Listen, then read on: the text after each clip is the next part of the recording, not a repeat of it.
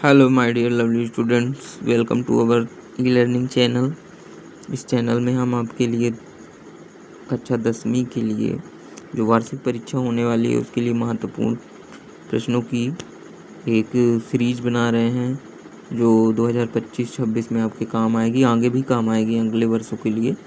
तो अभी हम आपके लिए लेके आए हैं 50 वस्तुनिष्ठ प्रश्नोत्तर। ठीक है, क्या होता है कि वस्तुनिष्ठ प्रश्न हम नहीं पढ़ पाते हैं कि कौन कौन से आएंगे, तो वो हमने आपके लिए बनाया है कि महत्वपूर्ण प्रश्न जो आपसे को सही विकल्प में पूछे जाएंगे।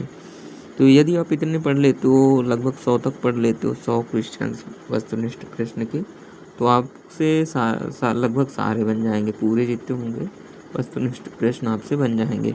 चलिए हम स्टार्ट करते हैं 1 बाय 1 और वीडियो को ध्यान से देखिएगा। हम आशा करते हैं कि आपको मतलब ये 2 बार देखने पर याद ही हो जाएंगे, कोई बड़ी बात नहीं है, हिंदी का सब्जेक्ट है।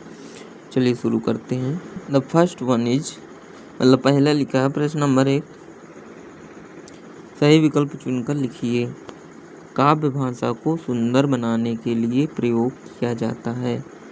काव्य की भाषा को सुंदर बनाने वाला शब्द क्या कहलाता है? संज्ञा, सर्वनाम, संधि, अलंकार। काव्य को सुंदर बनाने वाला शब्द अलंकार कहलाता है। काव्य की शोभा बढ़ाने वाले शब्द को अलंकार कहते हैं। सूरदास ने किस भक्ति को श्रेष्ठ माना है भाई? निर्गुण, निपुण, सगुण, इनमें से कोई नहीं। तो सूरदास ने ये चीज ध्यान रखना कि सगुण भक्ति को श्रेष्ठ मानना है।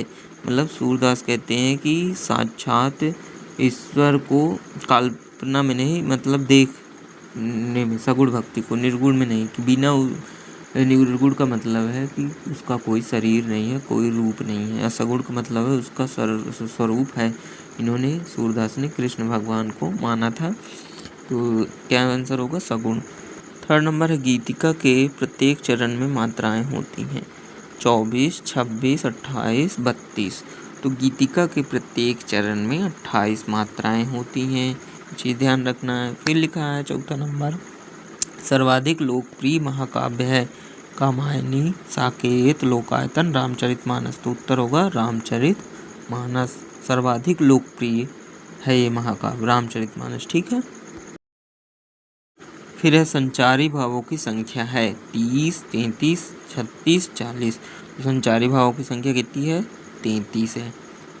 फिर है चौराहा में समास है। चौराहा में समास है द्वंद्व समास, द्विगु समास, तत्पुरुष, अव्ययी। तो द्विगु समास होगा क्योंकि संख्या बता रहा। फिर सूर सागर के रचयिता हैं तुलसीदास, सूरदास, मैथिली शरण गुप्त, हरिऔध। तो सूरदास है सूर सागर के रचयिता, तो सूरदास ही हैं। अगला प्रश्न कहता है देशभक्ति शब्द में समास है तत्पुरुष समास, द्वंद्व समास, द्विगु समास, कर्मधारय समास। तो इसमें कौन सा समास है? देश, इसमें होगा तत्पुरुष समास। ठीक है। चौपाई में मात्राएं होती हैं 12, 16, 15, 24। तो चौपाई में ध्यान रखना है, चौपाई में 16 मात्राएं होती हैं। आगे लिखा है वात्सल रस के सम्राट माने जाते हैं। तो वात्सल रस के सम्राट कृष्ण को भगवान मान के, कौन किसने किया? सूरदास जी माने जाते हैं। कृष्ण को भगवान मान के भक्ति की थी उन्होंने, तो सूरदास जी होगा वात्सल रस के सम्राट। माता का आंचल पाठ के लेखक का नाम है मधुकांकार्य आज्ञेय, शिवपूजन सहाय, मन्नू भंडारी। शिवपूजन समय सहाय, माता का आंचल पाठ के लेखक का नाम है शिवपूजन सहाय। फिर जो सब कुछ जानता हो वो कौन कहलाता है? जानकार कहलाता, ज्ञानी कहलाता, सर्वज्ञ, बहुज्ञानी। जो सब कुछ जानने का मतलब सर्वज्ञ, सब कुछ जानने वाला, सर्वज्ञ। फिर लिखा है वात्सल्य के श्रेष्ठ कवि सूरदास जी हैं भाई। फिर हवा की थिरकन का सिमटा हुआ संकोच माना जाता। तो क्या होगा इसके आंसर? मिट्टी को, फसल को, आकाश को, कि बरसात को? फसल को माना जाता है। फिर वीर रस का स्थायी भाव है उत्साह। वाच्य के प्रकार होते हैं 4, 5, 3, 2। आंसर होगा 3। वाच्य कितने प्रकार के होते हैं? 3 प्रकार के होते हैं वाच्य। ठीक है।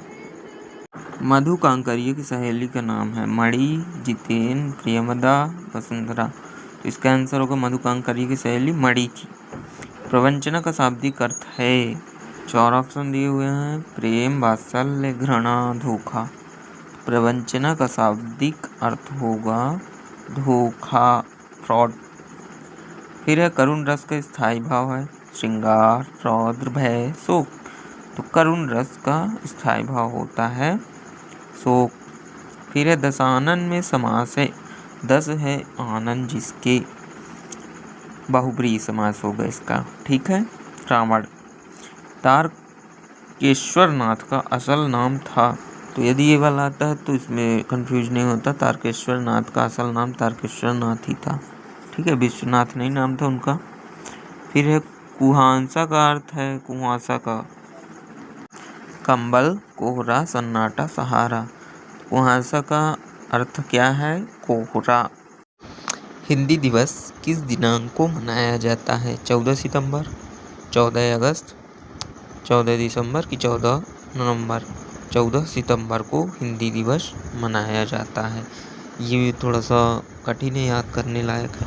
फिर लिखा हिंदी भाषा की लिपि कौन सी है? अपभ्रंश है, रोमन है, संस्कृत है, देवनागरी है? तो हिंदी भाषा की लिपि आई थिंक उत्तर इसमें अपभ्रंश दिया है, लेकिन मेरे को लगता है देवनागरी होगा। आप इसको क्लियर कर सकते हैं एक बार।